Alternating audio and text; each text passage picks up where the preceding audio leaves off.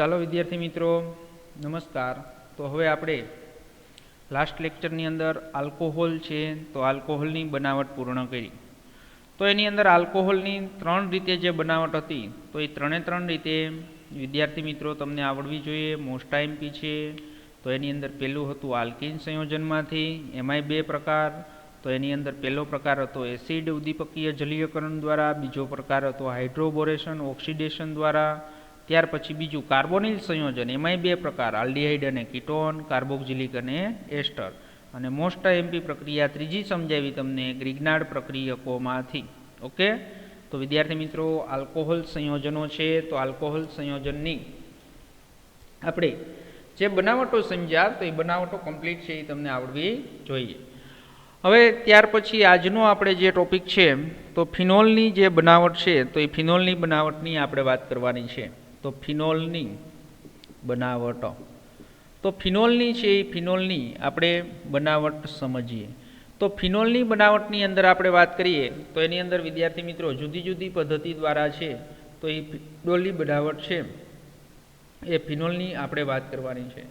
તો ફિનોલ છે એને આપણે કાર્બોક્સિલિક એસિડ પણ તરીકે કહેવાય છે અને જેની 19મી સદીની પ્રારંભમાં સૌ પ્રથમ કોલટારમાંથી અલગ કરવામાં આવ્યો હતો અને હાલમાં ફિનોલનું ઔદ્યોગિક ઉત્પાદન સંશ્લેષણ દ્વારા છે એ પ્રયોગશાળામાં ફિનોલના સંયોજનને બેન્ઝીનના વ્યુત્પન્નો છે નીચેની બધી જે ત્રણ પદ્ધતિઓ છે, ચાર પદ્ધતિઓ, તો એ ચાર પદ્ધતિઓ દ્વારા છે એ શું કરવામાં આવે છે તો ફિનોલ છે એ ફિનોલ બનાવવામાં આવે છે।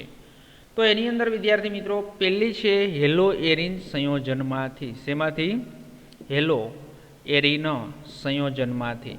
તો પહેલી બનાવટ છે હેલો એરિન સંયોજનમાંથી। તો હેલો એરિન સંયોજનમાંથી આપણે શું બનાવવું છે તો હેલો એરિન સંયોજનમાંથી આપણે ફિનોલ છે એ ફિનોલ બનાવવું છે। અને જે તમે 11મા ધોરણની અંદર છે એ સમજી ગયા છો, હેલો એરિન સંયોજનમાંથી શું બનાવતા હતા આપણે? ફિનોલ। જે 11મા ધોરણની અંદર પણ ફિનોલની બનાવટ તમારે આવી ગઈ છે। હેલો એરિન એટલે હમણાં જ આપણે આગળ ચેપ્ટરની અંદર વાત કરી તો આગળના ચેપ્ટરની અંદર આપણે જોયું કે ભાઈ ક્લોરીન, એટલે આપણે આને શું કહેતા હતા? ક્લોરોબેન્ઝીન। શું કહેવાય આને? ક્લોરોબેન્ઝીન। હવે ક્લોરોબેન્ઝીન છે તો એ ક્લોરોબેન્ઝીનની પ્રક્રિયા આપણે સોડિયમ હાઇડ્રોક્સાઇડ સાથે, કોની સાથે કરવી છે? સોડિયમ હાઇડ્રોક્સાઇડ સાથે। તો સોડિયમ હાઇડ્રોક્સાઇડ સાથે છે 623 કેલ્વિન તાપમાને, 623 કેલ્વિન તાપમાને અને 300 એટીએમ દબાણે, 300 એટીએમ દબાણે પ્રક્રિયા છે એ પ્રક્રિયા કરવામાં આવશે તો સીએલ છે અને એને તો એની અંદર છે એ શું થઈ જશે તો એની અંદર આપણે સૌ પ્રથમ છે એ પહેલાં શું મળશે આપને? Sodium phenoxide. સોડિયમ ફિનોક્સાઇડ એટલે શું થશે? ONA। શું થશે? ONA। એટલે એની અંદર છે એ અહીંયા હાઇડ્રોજન અને આ સીએલ એટલે માઇનસ ત્યાં શું થશે? Hydrochloric acid. ઓકે, તો એની અંદર આ જે ONA મળ્યું તો એનું નામ શું થાય? તો એનું નામ થાય સોડિયમ ફિનોક્સાઇડ। શું નામ થશે? Sodium phenoxide. તો સોડિયમ છે એ સોડિયમ ફિનોક્સાઇડ છે એ આપને મળશે। હવે સોડિયમ ફિનોક્સાઇડ છે એટલે આ જે ક્ષાર છે એનું આપણે એસિડ એટલે કે હાઇડ્રોક્લોરિક એસિડ વડે એનું શું કરવામાં આવે? તટસ્થીકરણ કરવામાં આવે। તો તટસ્થીકરણ કરતાં છે એ આપણે શું આપે છે? તો તટસ્થીકરણ કરતાં આપને ફિનોલ, તો શું મળે છે આપને? ફિનોલ મળે છે। એટલે એની અંદર શું થશે તો હાઇડ્રોક્લોરિક એસિડ વડે છે એનું શું કરવામાં આવશે? તટસ્થીકરણ। તો આપને મળશે છે એ એસિડીકરણની પ્રક્રિયાથી ફિનોલ પ્રાપ્ત થાય છે। તો આ પ્રક્રિયા આપણે 11મા ધોરણની અંદર છે એ ભણી ગયા। બીજી પ્રક્રિયા છે બેન્ઝીન સલ્ફોનિક એસિડમાંથી। તો એ પણ આપણે 11મા ધોરણની અંદર આવી ગઈ। તો બીજી પ્રક્રિયા આપણે ફિનોલની બનાવટની વાત કરીએ તો બેન્ઝીન સલ્ફોનિક એસિડમાંથી। શેમાંથી? બેન્ઝીન સલ્ફોનિક, બેન્ઝીન સલ્ફોનિક એસિડમાંથી। તો બેન્ઝીન સલ્ફોનિક એસિડમાંથી આપણે શું બનાવવું છે તો બેન્ઝીન સલ્ફોનિક એસિડમાંથી છે એ આપણે ફિનોલ છે એ ફિનોલ મેળવવું છે। તો એની અંદર તમને બધાને ખબર છે આપણે 11મા ધોરણની અંદર ભણી ગયા કે ભાઈ બેન્ઝીન છે તો બેન્ઝીનનું તમારે સલ્ફોનેશન કરવું છે। તો બધાને ખબર જ છે ને સલ્ફોનેશન। તો સલ્ફોનેશન છે એ કોના વડે થાય? ઓલિયમ। તો અહીંયા તમે ઓલિયમય લખી શકો અથવા 2 મોલ તમે આમ પણ દર્શાવી શકો, H2SO4। તો આ પ્રક્રિયા છે એને કઈ પ્રક્રિયા કહેવાય? તો એને કઈ પ્રક્રિયા કહેવાય? સલ્ફોનેશન। અને સલ્ફોનેશન છે એટલે તમને ખબર જ છે બેન્ઝીન ઉપર કયું ગ્રુપ લાગશે તો SO3H, તો એ પણ આપણે હમણાં ભણી ગયા છીએ. સલ્ફોનેશન, તો સલ્ફોનેશનમાં કયું ગ્રુપ લાગે SO3H. ઓકે, હાલો તો છે શું મળ્યું આપને બેન્ઝીન સલ્ફોનિક એસિડ બને છે. શું બને છે? આનું નામ શું થાય? Benzene sulphonic. તો બેન્ઝીન સલ્ફોનિક એસિડ. તો બેન્ઝીન સલ્ફોનિક એસિડ છે એ શું થાય છે? પ્રાપ્ત થાય છે. તો બેન્ઝીન સલ્ફોનિક એસિડ છે એની પ્રક્રિયા કોની સાથે? તો એની પ્રક્રિયા છે બેન્ઝીન સલ્ફોનિક એસિડ છે એની સોડિયમ હાઇડ્રોક્સાઇડ સાથે એસિડની પ્રક્રિયા છે એ શું કરવામાં આવે? હાજરીમાં સોડિયમ હાઇડ્રોક્સાઇડ સાથે એસિડની હાજરી એટલે H+ સાથે જો પ્રક્રિયા કરવામાં આવશે તો શું મળશે આપને? તો એની અંદર આપને મળશે ફિનોલ. એટલે શું થઈ જશે? Na2SO3 અને પ્લસ છે એ શું મળશે આપને? OH. એટલે અહીંયા છે એ શું થઈ જશે? OH જોડાઈ જશે. ઓકે, હાલો તો અહીંયા છે એ શું મળ્યું? OH જોડાઈ ગયું. એટલે આ જે પ્રક્રિયા મળી અને આ જે નિપજ મળી તો એ નિપજને શું કહેવાય? ફિનોલ. તો બેન્ઝીન સલ્ફોનિક એસિડમાંથી આપણે સોડિયમ હાઇડ્રોક્સાઇડ સાથે પ્રક્રિયા કરશો એટલે શું મળશે આપને? તો આપને છે એ શું મળે છે? તો ફિનોલ આપને આપે છે. બીજી પ્રક્રિયા આવડે બધાને? હાલો ત્યાર પછી ત્રીજી પ્રક્રિયા. તો ત્રીજી પ્રક્રિયાની વાત કરીએ વિદ્યાર્થી મિત્રો તો એની અંદર છે ડાયઝોનિયમ ક્ષારમાંથી. તો ડાયઝોનિયમ ક્ષાર મેં આગળના ચેપ્ટરની અંદર સમજાવ્યું હતું કે ભાઈ ડાયઝોનિયમ ક્ષારમાંથી ફિનોલ બનાવવું હોય તો એ તો આપણે આગળ આવી જ ગયું છે. તો એની અંદર આપણે અહીંયા શું લઈએ? NH2. તો NH2 એટલે આને શું કહેવાશે? એનિલિન. તો એનિલિનમાંથી તમારે બેન્ઝીન ડાયઝોનિયમ ક્ષાર બનાવવો છે તો એની અંદર મેં તમને કીધું હતું શું લખવાનું? કાં લખવાનું HNO2 નાઇટ્રસ એસિડ સાથે પ્રક્રિયા અથવા તો એની અંદર NaNO2 plus hydrochloric acid. NaNO2 plus hydrochloric acid આ બેમાંથી કોઈ પણ લખવાનું. ઓકે, હાલો તો શું મળશે? તો બેન્ઝીન ડાયોજોનિયમ ક્લોરાઇડ આપશે આપને. તો જે આપણે આગળના ચેપ્ટરની અંદર હેલો આલ્કેન અને હેલો એરિન ચેપ્ટરની અંદર ભણી ગયા N ટ્રિપલ બંધ. તો N ટ્રિપલ બંધ એટલે N ઉપર કેવો ચાર્જ આવશે? પોઝિટિવ. N અને Cl છે એ શું થશે? માઇનસ. તો આનું નામ શું થાય? Benzene diazonium chloride. Benzene diazonium chloride. Okay, હાલો તો બેન્ઝીન ડાયોજોનિયમ ક્લોરાઇડ મેળવો. હવે બેન્ઝીન ડાયોજોનિયમ ક્લોરાઇડ છે એ તમને ખબર છે કે ભાઈ આ પ્રક્રિયાની અંદર મેં કીધું હતું 0°C થી 5°C તાપમાને જ આ પ્રક્રિયા કરવી પડે. તો એ શું કા કરવી પડે એ તમને ખબર જ છે કે બેન્ઝીન ડાયોજોનિયમ ક્લોરાઇડ છે એ માત્ર 5°C તાપમાને જ થાય હોય છે અથવા તો 273 થી 278 કેલ્વિન લખેલું હશે. 273 થી 278 કેલ્વિન આગળ વાત થઈ ગઈ છે આપણે. ઓકે, હાલો હવે જો આને ગરમ કરવામાં આવે બેન્ઝીન ડાયોજોનિયમ ક્લોરાઇડને પાણીની હાજરીમાં શું કરવામાં આવે? ગરમ કરવામાં આવે તો તમને બધાને ખબર છે આ N2 વાયુ સ્વરૂપે દૂર થશે H+Cl- એટલે હાઇડ્રોક્લોરિક એસિડ. તો વધ્યું શું પાણીમાંથી? OH. તો એ ક્યાં જોડાઈ જશે? N2 નું વિસ્થાપન કરશે. N2 નું વિસ્થાપન કોણ કરશે? OH. એટલે N2 નું છે એ વિસ્થાપન થશે તો વિસ્થાપન થશે એટલે શું મળશે અહીંયા? OH. ઓકે, પ્લસ શું મળશે આપને? N2 અને પ્લસ હાઇડ્રોક્લોરિક એસિડ. તો આપણે આને શું કહીએ છીએ?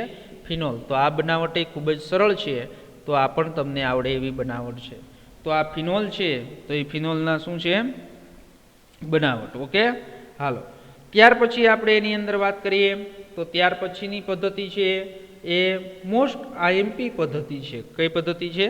Most IMP. ક્યુમિન પદ્ધતિ. કઈ પદ્ધતિ? ક્યુમિન પદ્ધતિ. અને વિશ્વનું છે એ મોટા ભાગની અંદર ફિનોલનું ઉત્પાદન આ પદ્ધતિ દ્વારા કરવામાં આવે છે. તો આ પદ્ધતિ પણ MCQની અંદર અને થિયરીની અંદર મોસ્ટ IMP છે અને આ પદ્ધતિ છે એ પદ્ધતિનું નામ છે ક્યુમિન પદ્ધતિ. કઈ પદ્ધતિ છે? ક્યુમિન પદ્ધતિ. ઓકે, હાલો તો ક્યુમિન પદ્ધતિની વાત કરીએ તો ફિનોલનું ઉત્પાદન છે એ હાઇડ્રોકાર્બન ક્યુમિનમાંથી થશે. એટલે પહેલાં તો ક્યુમિન. તો ક્યુમિન એટલે એનું બંધારણ છે એ તમને સમજાવવું અને આખી પ્રક્રિયા આપણે સમજીએ. તો ક્યુમિન એટલે શું થશે? તો ક્યુમિન એટલે અહીંયા છે એ શું થશે? બેન્ઝીન. અહીંયા CH, અહીંયા CH3, અહીંયા CH3. આનું નામ થાય ક્યુમિન. શું નામ થાય? ક્યુમિન. તો આ ક્યુમિન છે એનું સામાન્ય નામ છે. શું નામ છે? સામાન્ય નામ. તો એ સામાન્ય નામ જે છે તો એની અંદર આ ક્યુમિન છે તો ક્યુમિનની અંદર આપણે આનું IUPAC નામકરણ કરવું હોય તો IUPAC નામકરણની અંદર આપણે વાત કરીએ તો ક્યુમિન છે એનું નામ થાય આઇસોપ્રોપાઇલ બેન્ઝીન. આ છેડેથી બીજા કાર્બન ઉપર એક CH3 ગ્રુપ જોડાયેલું છે. તો એક CH3 ગ્રુપ જોડાયેલું હોય તો એનું IUPAC નામકરણ કરવું હોય તો એને આપણે એમ કહેવાય આઇસો. 3 કાર્બન છે એટલે શું થશે? તો આઇસોપ્રોપાઇલ બેન્ઝીન. શું નામ થશે? આઇસોપ્રોપાઇલ બેન્ઝીન. ઓકે, હાલો. હવે જે ક્યુમિન છે તો ક્યુમિનની ઓક્સિડેશન કરવું છે. ઓક્સિડેશન એટલે હવામાં છે એ કોની સાથે પ્રક્રિયા કરવી છે? O2 સાથે પ્રક્રિયા કરવી છે. તો O2 સાથે પ્રક્રિયા કરવામાં આવશે તો શું થશે? Cumin CH3CH. હવે આ જે કાર્બન અને હાઇડ્રોજન વચ્ચે છે એનું ઓક્સિડેશન થઈ અને ક્યુમિન હાઇડ્રોપેરોક્સાઇડ બનાવશે. એટલે અહીંયા છે એ શું થશે? 2 ઓક્સિજનનો ઉમેરો થશે. તો એ 2 ઓક્સિજન છે એ 2 ઓક્સિજનનો શું થાય છે? ઉમેરો થશે. એટલે અહીંયા કાર્બન, અહીંયા આપણે જે ગ્રુપ લખેલા હતા CH3, અહીંયા ઓક્સિજન અને અહીંયા ઓક્સિજન અને અહીંયા પાછો હાઇડ્રોજન. ઓકે, એટલે કાંઈ કર્યું નથી, આપણે 2 ઓક્સિજન પરમાણુનો છે એ ઉમેરો કર્યો. એટલે પ્રક્રિયા છે એ પ્રક્રિયાને કઈ પ્રક્રિયા કહેવાય? તો ઓક્સિડેશનની પ્રક્રિયા કહેવાય. અને આ જે તમને નિપજ મળી તો એ નિપજને શું કહેવાય? તો એ નિપજને છે એ આપણે ક્યુમિન હાઇડ્રોપેરોક્સાઇડ. શું મળે છે આપને? ક્યુમિન હાઇડ્રોપેરોક્સાઇડ. તો ક્યુમિન હાઇડ્રોપેરોક્સાઇડ છે એ પેરોક્સાઇડ આપને નિપજ આપે છે. ઓકે, હવે એની અંદર આપણે શું કરવું છે? તો એની અંદર તમને એમાંથી એનું તટસ્થીકરણ એટલે કે H+ સાથે પ્રક્રિયા કરવામાં આવે. H2ની હાજરીની અંદર, H2Oની હાજરીમાં H+ સાથે પ્રક્રિયા કરવામાં આવશે તો પ્રક્રિયા કરતાં શું થશે? જો આ સમજવાનું છે. આ જે બંધના જે ઇલેક્ટ્રોન છે એ ઇલેક્ટ્રોન અહીંયા જશે એટલે કાર્બન ડબલ બંધ ઓક્સિજન થઈ ગયો. એટલે તમને એક મળી ગયું એસીટોન. જો હું આ લખું છું, આ જે એક પદ્ધતિ મળી એ શું મળ્યું આપને? આ નહીં, ઓક્સિજન નહીં, આ હાલો આ. ઓકે, આ જે તમને મળશે એ શું મળશે? એસીટોન. જો CH3C અહીંયા સિંગલ બંધ હતો, ત્યાં ડબલ બંધ CH3 એટલે શું પ્રાપ્ત થયું? એસીટોન. અને હવે આ OH છે એ શું થશે? તો એ OH આ સ્થાને જોડાઈ જશે. એટલે આપને નિપજ છે એ શું મળશે? તો નિપજ છે એ શું મળશે? OH. એટલે કઈ નિપજ મળશે આપને? ફિનોલ. કઈ નિપજ પ્રાપ્ત થશે? ફિનોલ પ્રાપ્ત થશે. ઓકે વિદ્યાર્થી મિત્રો, તો એની અંદર આ જે પદ્ધતિ છે એ પદ્ધતિ કઈ છે? તો આ પદ્ધતિ ક્યુમિન છે. તો એક તમને હમણાં જ શરૂઆતની અંદર કીધું કે ભાઈ વિશ્વની અંદર જે ફિનોલ બને છે તો એ ફિનોલમાંથી સૌથી વધારેમાં વધારે છે એ જે પદ્ધતિનો ઉપયોગ કરવામાં આવે છે તો તે કઈ પદ્ધતિ છે? તો તે કઈ પદ્ધતિ છે? ક્યુમિન પદ્ધતિનો ઉપયોગ થાય છે. તો ક્યુમિન પદ્ધતિનો ઉપયોગ શા માટે થતો હશે? તો એનું પણ આપને કારણ ખબર હોવી જોઈએ કે આ પદ્ધતિની અંદર છે એ ઉપનિપજ તરીકે શું મળે છે? તો ઉપનિપજ તરીકે છે એસીટોન મળે છે. અને એસીટોન પણ ઉદ્યોગોની અંદર ખૂબ જ છે એ જરૂરી પદાર્થ છે. એટલા માટે આ પદ્ધતિનો છે એ વિશ્વની અંદર છે એ વધારેમાં વધારે ફિનોલના ઉત્પાદન માટે વપરાય છે. ઓકે, સમજણ પડી ગઈ વિદ્યાર્થી મિત્રો? તો ફિનોલ છે તો એ ફિનોલની આપણે શું ભણ્યા? તો ફિનોલની છે એ આપણે 4 બનાવટ છે એ 4 બનાવટ આપણે ભણ્યા. તો ફિનોલની જે 4 બનાવટ, હેલોએરિન સંયોજન, બેન્ઝીન સલ્ફોનિક એસિડમાંથી, ડાયઝોનિયમ ક્ષારમાંથી અને ક્યુમિનમાંથી. તો ત્યાર પછી એની અંદર શું આપ્યા છે આપને? લખાણ સંબંધિત પ્રશ્ન આપ્યા છે. તો એ તો તમને બધાને ખબર જ છે કે ભાઈ પહેલો પ્રશ્ન છે 11.4, દર્શાવો કે મિથેનાલ સાથે યોગ્ય ગ્રિગ્નાર્ડ પ્રક્રિયક છે. મિથેનાલ સાથે યોગ્ય ગ્રિગ્નાર્ડ પ્રક્રિયકની પ્રક્રિયા દ્વારા નીચે જણાવેલા આલ્કોહોલ સંયોજન છે એ સંયોજન કેવી રીતે બનાવી શકાશે? તો એની અંદર આપણે શું આપ્યા છે? આલ્કોહોલ સંયોજન આપેલા છે. તો એ કોની સાથે પ્રક્રિયા કરવાની છે? મિથેનાલ સાથે. તો તમારે અહીંયા શું શોધવાનું છે? ગ્રિગ્નાર્ડ પ્રક્રિયક શોધવાનું છે. તો એ ગ્રિગ્નાર્ડ પ્રક્રિયક તમને શોધતા આવડે અને જો ન આવડે તો હાલો આ કરાવી દઉં. તો એની અંદર આ જે જે લખાણ સંબંધિત પ્રશ્ન છે તો એ લખાણ સંબંધિત પ્રશ્ન તમને આવડવો જોઈએ. તો એ લખાણ સંબંધિત પ્રશ્નની અંદર તમારે શું શોધવાનું છે? તો લખાણ સંબંધિત પ્રશ્નની અંદર તમારે ગ્રિગ્નાર્ડ પ્રક્રિયક કયો ઉપયોગ કરવો એ તમારે એની અંદર શોધવાનું છે. ઓકે, તો એની અંદર તમારે પ્રક્રિયા કોની સાથે કરવાની છે? તો પ્રક્રિયા તો વિદ્યાર્થી મિત્રો આપણે 11.4 જોઈએ તો પ્રક્રિયા તો તમારે કોની સાથે કરવાની છે? તો પ્રક્રિયા તો મિથેનાલ. મિથેનાલ એટલે ખબર જ છે તમને, સી ડબલ બોન્ડ ઓ, અહીંયા હાઇડ્રોજન અને અહીંયા હાઇડ્રોજન. પણ હવે ગ્રિગ્નાર્ડ પ્રક્રિયક તમારે લેવો છે, તો ગ્રિગ્નાર્ડ પ્રક્રિયક તમારે લેવો હોય તો એ તમારે એવો પસંદ કરવાનો છે કે જેના કારણે નિપજ તમને છે એ આપેલી છે એ નિપજ તમને મળવી જોઈએ. તો ગ્રિગ્નાર્ડ પ્રક્રિયક છે એ તમે આઈસો છે એ પ્રોપાઇલ મેગ્નેશિયમ બ્રોમાઇડ લેશો એટલે આની અંદર જુઓ તમે આવો CH3 CH3 એટલે આ R થશે અને એની સાથે શું જોડી દેવાનું, MgBr. ઓકે, હવે જો આ ખબર કેમ પડી, મને તો ખબર જ છે, પણ તમને કઈ રીતે ખબર પડે, તો તમને જે નીચે સંયોજન આપ્યું છે આવું સંયોજન આપ્યું છે CH3 CH તો CH3 પછી CH2OH. ઓકે, હવે જુઓ આ તો તમારો શું થયો કે ભાઈ આ છે ફોર્માલ્ડિહાઇડ અને આ જે કાર્બન સાથે આ જે ગ્રુપ જોડાયેલું છે એ કયું ગ્રુપ છે, R ગ્રુપ છે. એટલે તરત જ તમને ખબર પડી જવી જોઈએ કે R ઇક્વલ ટુ તમારે આ ગ્રુપ લેવું પડે. હમણાં બીજું ઉદાહરણ આવે ને એમાં પાછું તમને સમજાવું. હાલો, તો હવે આ પ્રક્રિયા કરશો એટલે નિપજ તો તમને ખબર જ પડી ગઈ કે હાઇડ્રોજન કાર્બન હાઇડ્રોજન નિપજ તો આપેલી જ છે. અહીંયા R જોડાશે, R એટલે આવડો આ થશે CH3. ઓકે, અને અહીંયા ઓક્સિજન સાથે શું જોડાશે, MgBr.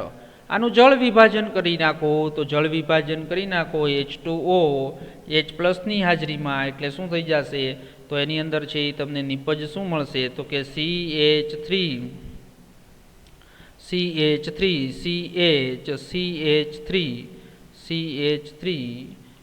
CH2OH. ઓકે, હાલો આ તમને મળી ગઈ નિપજ અને પ્લસ શું મળશે તો પ્લસ MgOHBr. ખબર પડી ગઈ. હાલો, હવે બીજું જે તમને સંયોજન આપ્યું છે એનું સોલ્યુશન કેવી રીતે મેળવવું એ તમને ખાલી સમજાવી દઉં. પ્રક્રિયા છે એ પ્રક્રિયા લખતો નથી અને એની અંદર તમને એમ કીધું છે કે તમારે મિથેનાલની પ્રક્રિયા છે એ કોની સાથે, તો મિથેનાલની પ્રક્રિયા છે એ પ્રક્રિયા કરી અને તમારે સંયોજન શું બનાવવાનું છે તો CH2OH સંયોજન બનાવવાનું છે. તો તરત જ ખબર પડી જવી જોઈએ CH2OH એટલે મિથેનાલ, તો આ તમારો શું થઈ ગયો R. તો આની અંદર કોની સાથે પ્રક્રિયા કરશો, હાઇડ્રોજન કાર્બન હાઇડ્રોજન ડબલ બંધ ઓક્સિજન મિથેનાલ. હવે તમે છે આ સાયક્લો હેક્ઝેન ઉપર શું લગાડશો, મેગ્નેશિયમ બ્રોમાઇડ MgBr. એટલે આ પ્રક્રિયા કરશો એટલે નિપજ છે એ તમને આ મળશે. ઓકે, સમજણ પડી ગઈ. હાલો, તો આ છે એ તમારો કોયડો. ઓકે, ત્યાર પછીનો ક્વેશ્ચનની વાત કરીએ તો ત્યાર પછીની નીચે દર્શાવેલી પ્રક્રિયાઓની નિપજોના બંધારણ લખો. તો એ બંધારણ છે એ તમારે શું કરવાના છે, લખવાના છે. તો એ બધા પણ પ્રક્રિયાઓ આપણે આગળ ભણી ગયા છીએ, તો એ બધી જ પ્રક્રિયાઓ છે એ તમને લખતા આવડવી જોઈએ. પહેલી બધાને આવડશે, પ્રોપેન 2ol નિપજ મળશે. બીજાની અંદર તમને આપ્યા છે બે બંધ આપેલા છે C double bond O C double bond O. તો એની અંદર આપણે સમજવાનું છે બીજી જે પ્રક્રિયા છે તો એ પ્રક્રિયાની અંદર કયા બંધનું કયા ડબલ બંધ ઓક્સિજનનું રિડક્શન થશે તો એ પણ તમને ખબર હોવી જોઈએ. હાલો, તો એની અંદર તમને બીજી પ્રક્રિયા છે એ સમજાવવું એટલે ખ્યાલ આવે. તો બીજી પ્રક્રિયાની અંદર અહીંયા શું છે C double bond O. Okay, પછી અહીંયા છે CH2 C double bond O OCH3. હવે આની પ્રક્રિયા તમને કીધું છે NaBH4 સાથે કરવાની છે. કોની સાથે, NaBH4 સાથે. તો NaBH4 સાથે કરશો એટલે તમને એમ થાય કે આ કાર્બોનિલનું રિડક્શન કરવું કે આ કાર્બોનિલનું કરવું. તો આ વિદ્યાર્થી મિત્રો એસ્ટર છે એટલે એસ્ટરનું તમારે રિડક્શન નથી કરવાનું, કીટોનનું રિડક્શન કરવાનું છે NaBH4. એટલે શું થશે તો એની અંદર અહીંયા છે કયું ગ્રુપ લાગશે, કીટોનનું રિડક્શન કરતાં શું મળે, આલ્કોહોલ એટલે OH. અને અહીંયા CH2 C double bond O OCH3 આ એમનું રહેશે. ઓકે, આવડે. હાલો, ને ત્રીજી નિપજ આવડે એમ છે, એની અંદર આલ્ડીહાઇડનું પ્રાથમિક આલ્કોહોલમાં રૂપાંતરણ કરી દેવાનું છે. તો વિદ્યાર્થી મિત્રો આપણે આજે છે શું અભ્યાસ કર્યો, તો આજે આપણે છે એ ફિનોલ છે તો એ ફિનોલની શું ભણ્યા, તો ફિનોલની છે એ આપણે બનાવટ સમજ્યા. તો ફિનોલની બનાવટ છે એ તમને આવડવી જોઈએ. ઓકે, હાલો, તો ત્યાર પછીના નેક્સ્ટ આવતા લેક્ચરની અંદર છે એ આવતા લેક્ચરની અંદર આપણે તેના ભૌતિક ગુણધર્મ છે એ સમજવાના છે. અને એ ભૌતિક ગુણધર્મ મેં તમને કીધું જ હતું કે ભૌતિક ગુણધર્મો છે એ કોના, તો કે ભૌતિક ગુણધર્મો છે એ આપણે આલ્કોહોલ છે એ આલ્કોહોલ અને ફિનોલના ભૌતિક ગુણધર્મોની વાત કરવાની છે. તો એ જે ભૌતિક ગુણધર્મો તમે હેલો આલ્કેન અને હેલો એરિન સંયોજનની અંદર તમે ભણી ગયા એવા જ પ્રકારના અહીંયા છે એ શું હશે, તો એવા જ પ્રકારના અહીંયા છે એના ભૌતિક ગુણધર્મો તમને છે એ જોવા મળશે. ઓકે વિદ્યાર્થી મિત્રો, હાલો તો અહીંયા સુધી વિદ્યાર્થી મિત્રો કમ્પ્લીટ તૈયાર કરી નાખજો. એટલે આવતા લેક્ચરની અંદર છે એ આપણે શું કરશું, એના ભૌતિક ગુણધર્મો છે એનો અભ્યાસ કરશું. ઓકે, હાલો.